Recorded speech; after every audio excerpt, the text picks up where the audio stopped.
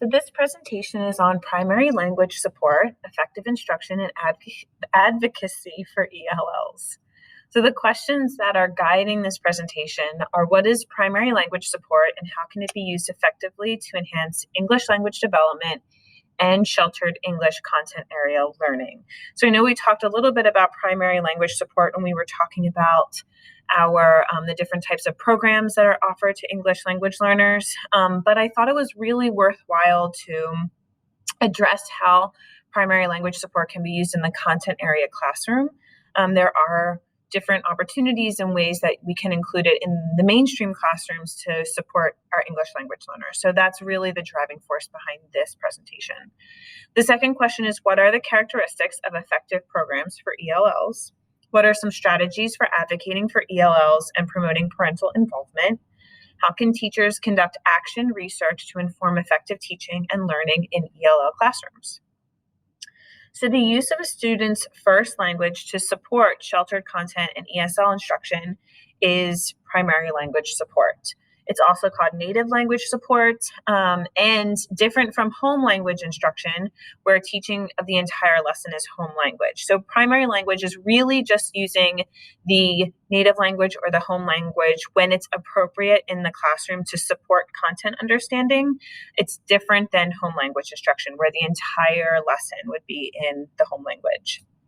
So the purpose of this sort of support is to make instruction in English as comprehensible as possible for English language learners. So in a sense, you're taking off that language burden and you're allowing them to understand the content in their home language and then slowly supporting the language development in other areas. So they can still focus on learning the academic content and acquire English when the content isn't so heavy or so important. It's especially important in sheltered English immersion and other non-bilingual program models. It's an essential component of nearly all program models for English language learners. However, not all content area teachers utilize it in their classrooms for a variety of reasons. Like they may just not be aware of it, may not know how to include it, may not even know that this can be so beneficial to their English language learners. But that's the reason why we're going over it. So there's some theories supporting primary language support. There's Krashen's input hypothesis. That's the comprehensible input where they already have an understanding and then they're adding to it. The primary language support maximizes English language learners' comprehension of instruction in English. Krashen's effective filter hypothesis, and this also supports the idea that primary language support helps lower the effective filters, so taking away some of that anxiety and stress, and then that enables greater access to comprehensible input. There's the schemata theory, and that suggests that building background and activating prior knowledge through the first language. This allows students to then activate their schema, and then they're better prepared to learn more about a topic in English once they have all this background information in their home language.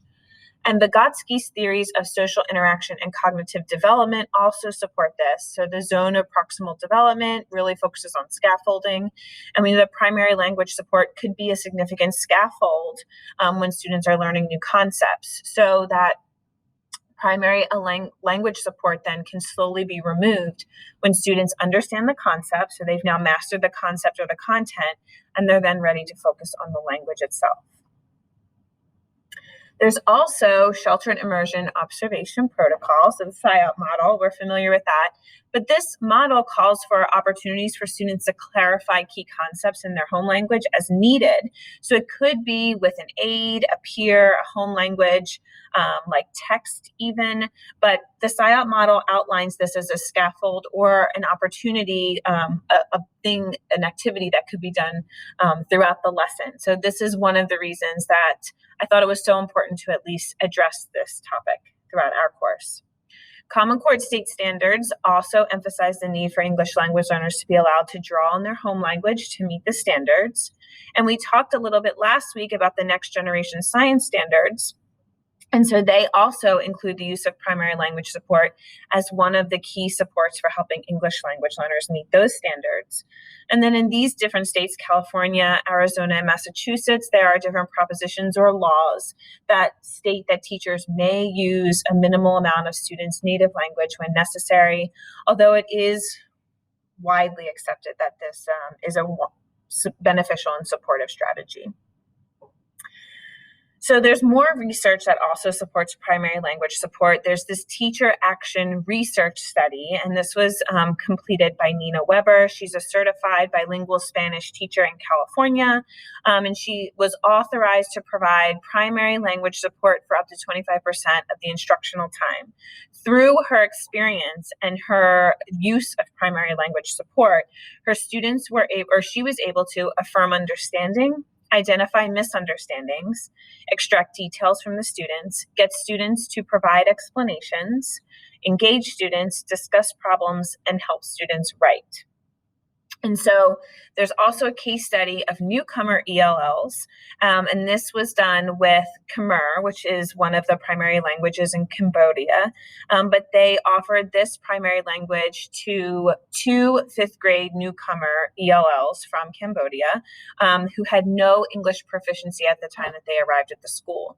So it was done with the classroom and the ESL teacher. They provided bilingual Khmer English picture dictionaries, allowed them to write notes and translations on their papers in Khmer, let them work together and help each other, allowed them to use other relevant Khmer language materials, and found a bilingual Khmer community volunteer.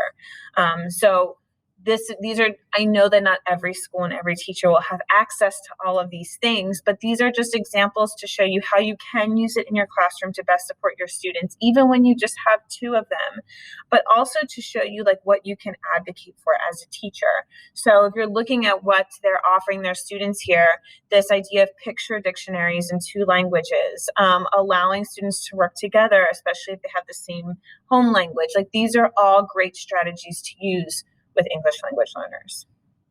So this community volunteer, it was weekly 90-minute tutoring sessions and focused on math concepts and word problems that the students had trouble understanding in class. The simple explanations in Khmer enabled them to quickly grasp the concepts and do the work. So because the content information was provided in their home language, they were able to grasp that understanding and understand those math concepts. And then the focus on English would be in other areas, but they could quickly progress through the material in this content. So one of the students was documented as saying, when you explain it in Khmer, it's so easy. So students are able to ask questions about what they didn't fully understand. And because it's in their home language, they know, what am I not understanding? And what do I get? So it does help a little bit in that regard. They made excellent progress in English and in math. They did not pass the state math test in English at the end of the year. There's unreasonable expectations at that point for them to even pass it. But teachers reported that the primary language support was a tremendous help to students in learning English and then making significant academic progress. There's also an experimental study of preview review, which is a great strategy to use in a classroom. And it's in one of our practices coming up after this presentation. But 3 third grade bilingual classrooms, Spanish and English classrooms. And it's this pre-test and post-test design. So the vocabulary test is based on the picture book, The Napping House, and students in all 3 classes were given the pre-test. The classrooms were randomly assigned to one of 3 groups. So the first group was the control group. They got no primary language support. The second group was the concurrent translation, and that means that as the teacher was reading or reviewing The Napping House, everything the teacher said in English, the ESL teacher or the Spanish teacher was then translating to Spanish. And then group 3 was a preview review group. So the findings were that group 3 acquired more new vocabulary words in English than the other groups. Sayer also documented the success of the teacher in establishing a flexible bilingual environment in which students were able to move fluidly between English and Spanish and between standard and vernacular varieties. So there's a lot of opportunities for students to share in home languages and in a way that was most familiar to them. The environment helps students' identities as bilingual Mexican Americans, and the translanguaging can be used as a pedagogical tool. So I have a link here to a translanguaging guide, but know that next week I'll be providing more information on this. So there are some ineffective primary language support. So not all methods of providing primary language are effective. There are some that don't work. Primary language support is ineffective when it inhibits, when it stops students from learning or understanding, but it's effective when it supports students' efforts to obtain comprehensible input. So the ineffective methods are this concurrent translation, and that's when instruction is provided in English and then translated to Spanish, and then the teacher will say it in English and then the teacher will say it in Spanish again, because there's no need to attend to the English. If you're a English language learner and you speak Spanish, for example, then you're just paying attention to the translation. You're ignoring any English direction that's provided.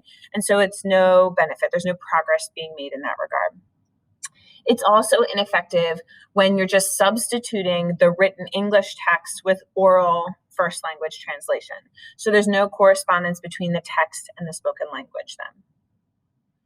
It can be effective though, and so the way that the questions you can use to determine how effective a primary language support is are these following questions. Does the strategy allow the ELL student to quickly grasp a concept that was previously inaccessible when taught or explained only in English? Does the strategy prepare the ELL to attend to instruction or print in English and receive greater amounts of comprehensible input? Does the strategy lower the effective filter of English language learners and thus allow greater amounts of comprehensible input? Does the strategy enable greater interaction between the ELL student and the others in the classroom for social and academic purposes? Does the strategy enable the teacher to determine the ELL student's understanding of content taught in English? So this preview review is one of the most effective forms of primary language support.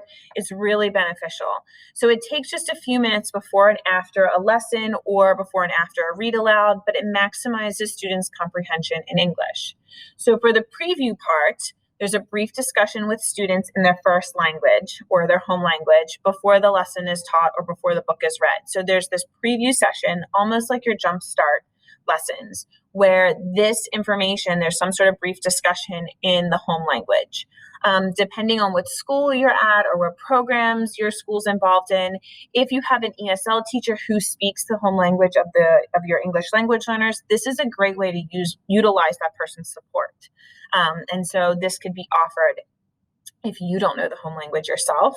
And there are other ways to do it with students who are more experienced or have a higher language acquisition in English. So you could then use peers for this, especially if you're in upper grade levels and students are already like transitioning out of the language program. This is a great way to kind of pair up students or allow those students who are really have a high language proficiency to work with other students.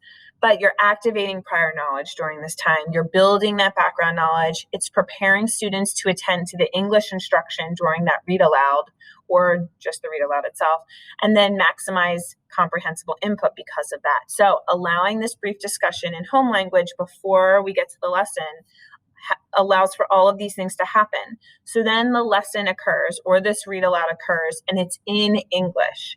So it's using still all of the strategies and the techniques we've talked about in the SIOP model, but because it's in English, because there's already been this preview in the first language, students are able to access that information. And then once it's done, you then review back in the first language or in the home language. So the key concepts should be discussed. Any comprehension questions should be addressed at this time. And all of this can happen in the home language to allow students to really share their understanding, and so that teachers really get an accurate depiction of what they learned. So this discussion and students' answers reveal how much they were able to understand, and any misunderstandings can then be clarified or retaught if needed. You'll know in that review section what needs to be addressed, if anything, at that point. So this is really, really beneficial. There are other effective ways to provide primary language support. So quick explanations in the home language, and that could happen as a whole class instruction, small group instruction, and then individually. And this really depends on the setup of your class, how many English language learners you have, what kind of support you have to help you with the home language. So it will really depend on every classroom, and from classroom to classroom, that might change. Also, quick explanations should be given when it's clear that some English language students are not understanding the concepts and the concept is too difficult to explain or to demonstrate in English. If you're not sure how to do that, and I'm thinking of history classes especially, we talked about how the language in a history or a social studies class can really offer a lot of challenges because so much unpacking needs to occur. So this is where using a home language can really be beneficial. Concepts that require extensive explanation could also be addressed with primary language support. And the teacher or paraprofessional can work with a group of ELLs who need the support while other students work on their own. I put paraprofessional here because in some schools you'll only have an ESL teacher, but if you happen to work at a school with a large population of English language learners, there may be people who have been hired by the district who aren't teachers. They don't have their teaching certification, but they're like instructional assistants and they speak other languages. And so they might be there to support your English language learners. I have worked at a couple districts where that's been the case, but it really does depend district to district and population of English language learners. So creating cognate word study lessons is another way to effectively use primary language support. It's especially beneficial in helping Spanish-speaking ELLs quickly acquire English vocabulary and improve reading comprehension. Cognates are related words. So in the two languages that come from the same root, like education, education, some partial cognates are specific in one language, but general in another. So if you take a look at the example here, parents and parentes means just relatives. So they're kind of the same, but not really, or similar, I should say, but they're not exactly the same. And then there are also false cognates. And this was an example I used in an earlier slide. But there are resources here. So Spanish Cognate Dictionary, if you happen to have Spanish-speaking English language learners who are struggling with this. There's this Fickle Friends, and there's a link to that, and also False Friends, which are other resources for cognates. You can also use home language to support writing in English. So pre-writing activities could be easier accomplished in the home language. That helps English language learners figure out what to write and what they can focus on, and also helps them organize their thoughts. And this can be done with graphic organizers or outlines. And using the primary language support for writing allows students to use their home language in initial drafts. And so really the part of the writing process where they're trying to get their ideas out and really make the most sense of it, they're able to do in their home language and then can translate that or transfer that into English as best as possible once those ideas are there. It can also provide bilingual dictionaries. So it's an important resource for ELL students, and bilingual picture dictionaries. I'm trying to combine both words. They can be really helpful too, especially for students who are emergent and trying to learn the language. There's electronic dictionaries, translation devices, Google Translate, for example, but educators agree that some bilingual dictionary use, particularly for ELLs at the lower levels of English proficiency, is beneficial. It is helpful for them.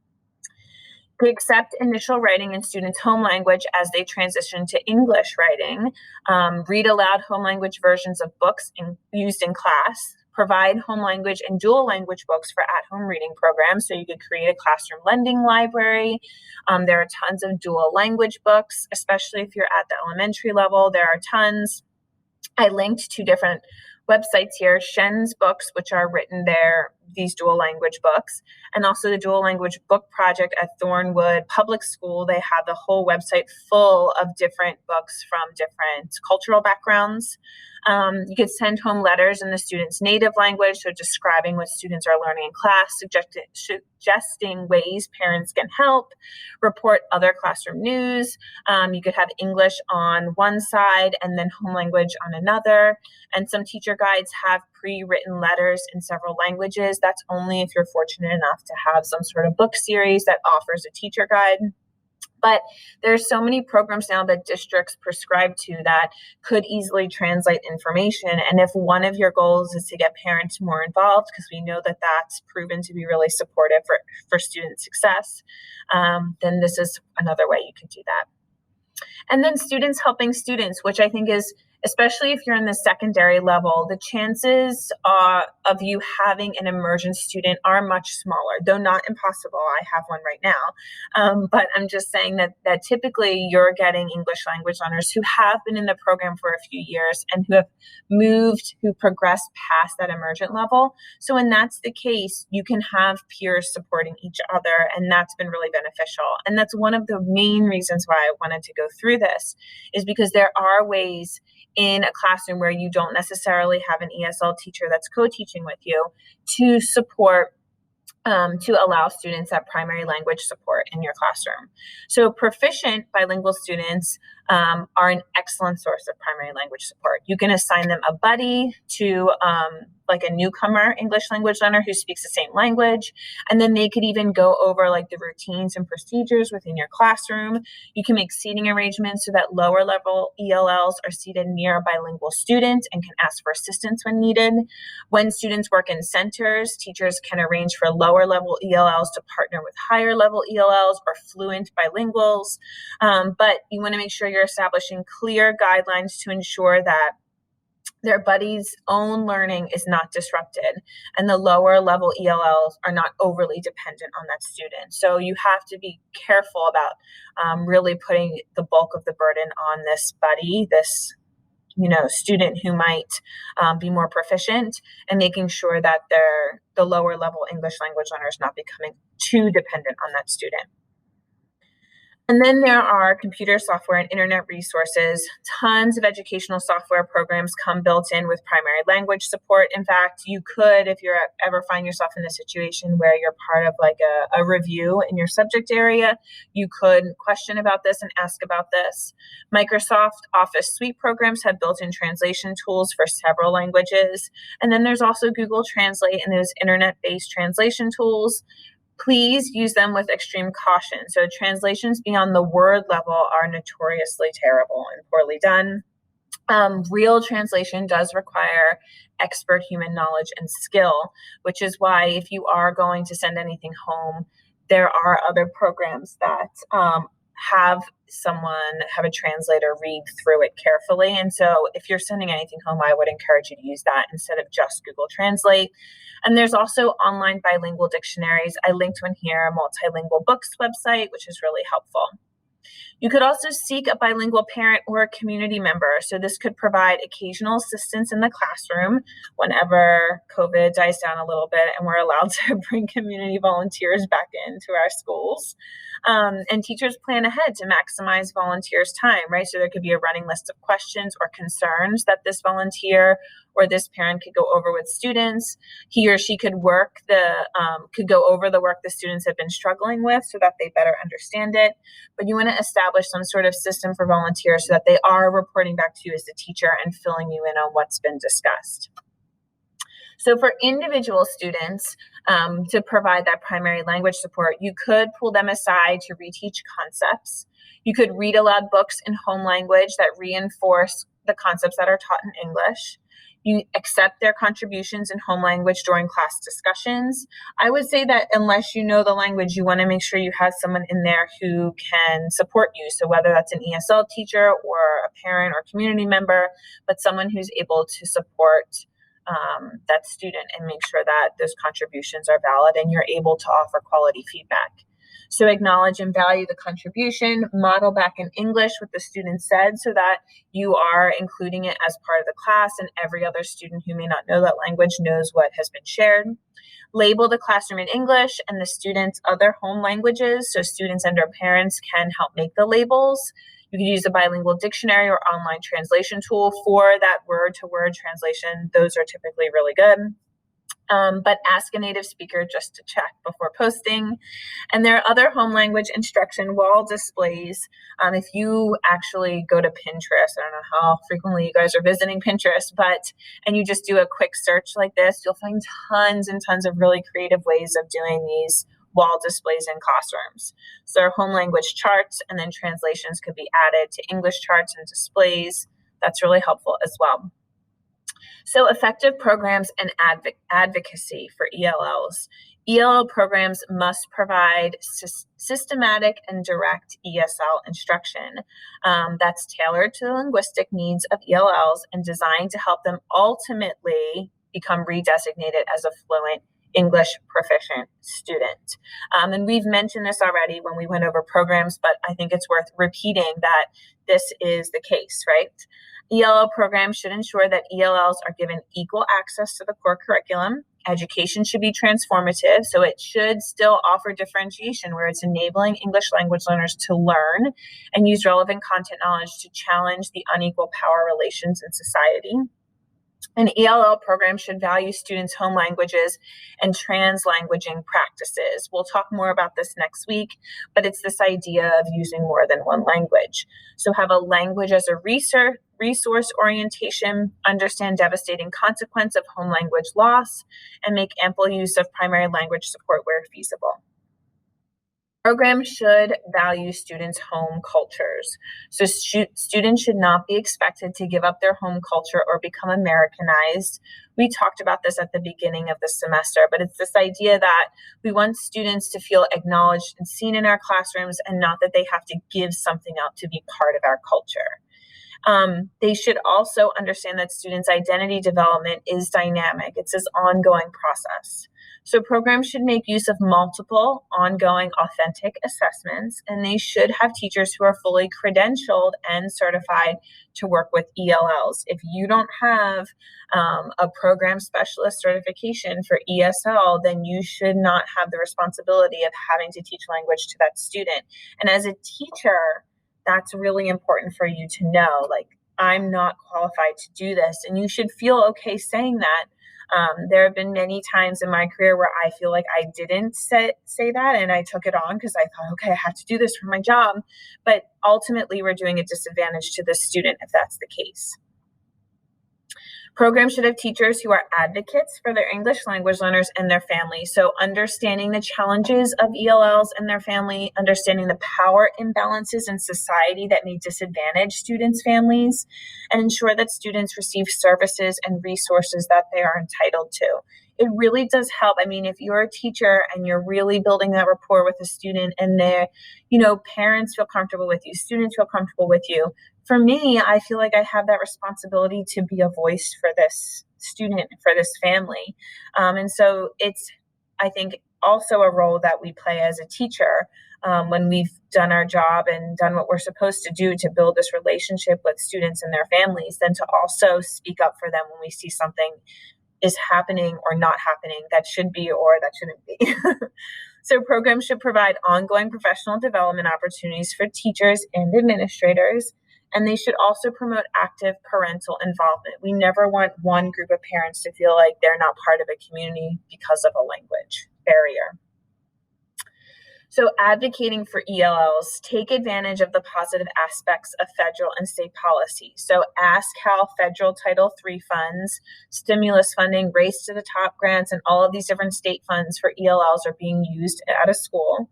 Find out if your school lacks ESL curricular programs or materials, and then make a list, write out the rationale, explain the need for these resources and materials. It's okay to ask for things that you need. Sometimes that message isn't delivered as clearly as it should be, but it's okay to say, I need help with my English language learners.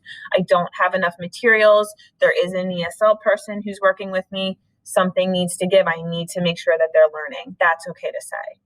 Keep data to show the progress of English language learners in learning English and academic content. One of the best pieces of advice I've ever received was to keep a paper trail on students who are, all students would be great, but especially students who are in special programming. So English language learners, students with an IEP, you want to keep a trail on them. So know, are they making progress in certain areas? Are they not? Because you're going to have to complete reports on them for schools.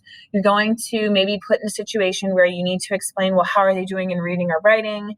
And so you want to make sure you know that and you have that information at the ready.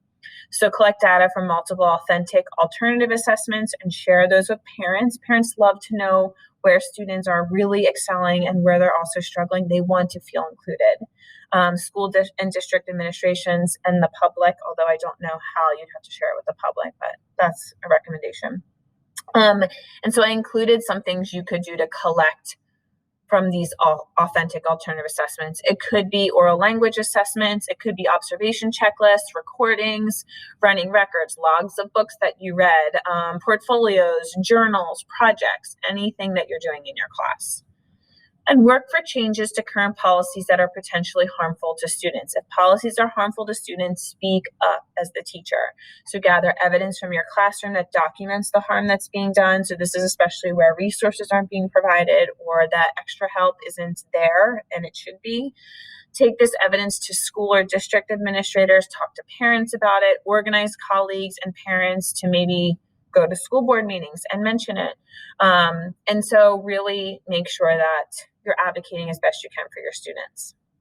You could also serve on different committees, whether it's a school district or state committees, to make these changes, join professional organizations, read on the topic, connect through professional websites. So even though I'm speaking especially for English language learners, this works for any area and any group of students.